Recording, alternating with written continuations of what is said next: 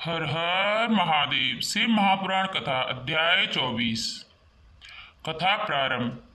नमः पार्वती पते हरे हर महादेव। श्रद्धा और भक्ति से भरकर आज हम महाशिवपुराण के अध्याय 24 में प्रवेश कर रहे हैं। यह वह अध्याय है जहाँ से इतिहास रचने वाली सबसे महान ग्रंथ महाभारत की रचना आरंभ होती है। वेद व्यास जी की चिंता। सतयुग के बाद द्वापर युग में जब धर्म घटने लगा तब महर्षि वेद व्यास जी को यह अनुभव हुआ कि आने वाले समय में मनुष्य की स्मरण शक्ति कमजोर हो जाएगी। वह वेदों का मौखिक ज्ञान धारण नहीं कर सकेगा। वे चिंतित हुए, इतना विशाल ज्ञान अगर लिखित ना किया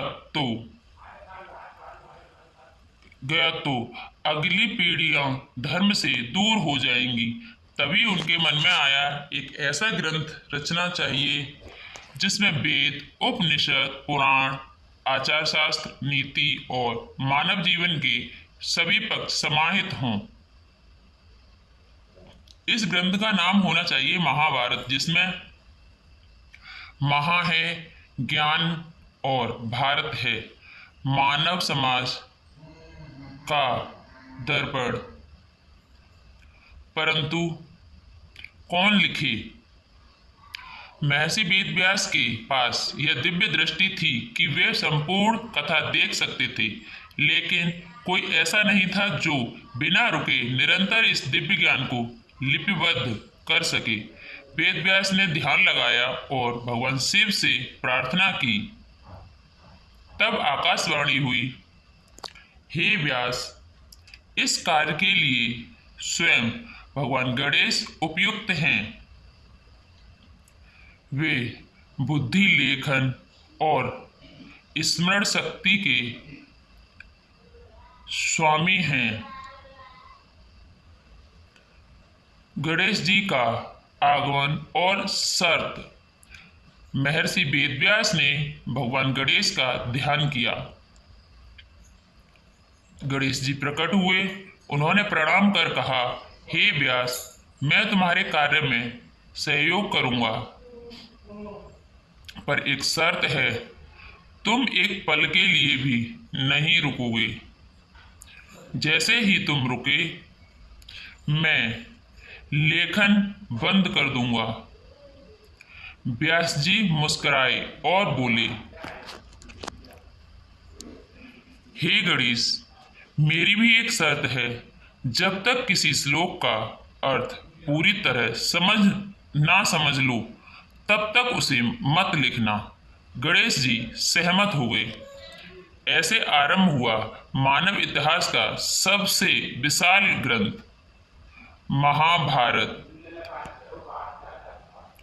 रचना का प्रारंभ। गणेश जी ने अपनी एक दांत को कलम के रूप में उपयोग किया। उन्होंने प्रथम अक्षर लिखा, नारायणं नमस्कृत्य नरं चैव नरोत्तमम्। व्यास जी कथा सुनाते गए। कुरुवंश की उत्पत्ति शांतनु से लेकर भीष्म पांडवों की जन्म कथा और आगे महाभारत युद्ध तक गणेश जी लिखते गए बिना रुके, और लेखन लगातार कई वर्षों तक चला। गूढ़ संकेत। यह कथा केवल लेखन की नहीं, संयम और सहयोग की भी है। गणेश जी की बुद्धि और व्यास जी की दृष्टि जब दोनों मिले तो इतिहास के सबसे महान ग्रंथ की रचना हुई।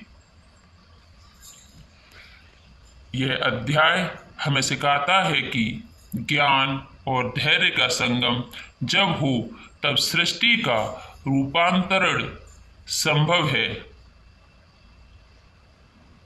समापन वचनों में, जब भी तुम महाभारत पढ़ो या सुनो तो याद रखो, यह केवल युद्ध की नहीं, यह धर्म, नीति, न्याय और विवेक की सबसे सुंदर व्याख्या है, जिसकी शुरुआत हुई थी भगवान गणेश और महर्षि वेदव्यास के माध्यम से। हर हर महादेव।